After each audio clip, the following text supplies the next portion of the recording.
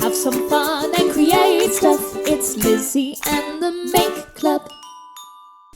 Hey everyone, and welcome back to the Make Club. Today we're making egg carton creatures. If you'd like to join in, all you'll need is a piece of coloured paper. Okay, so let's get started. You know how much I love origami? Well, this is an origami craft today.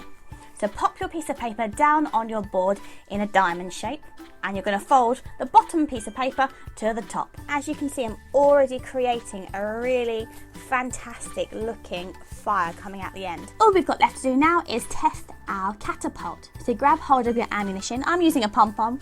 There's no reason you couldn't use tin foil or perhaps a Malteser. Nothing too hard because nobody wants to get hurt. Pop it in, let's see how it goes. That worked really well. And there you have it, your coffee filter butterfly. Now, if you enjoyed today's activity and you haven't deprived a grown-up of their coffee, please like and subscribe to the Make Club. You can also follow me on Instagram at Lizzie_clubmake. Thank you so much for watching, and I look forward to seeing you again soon. Bye!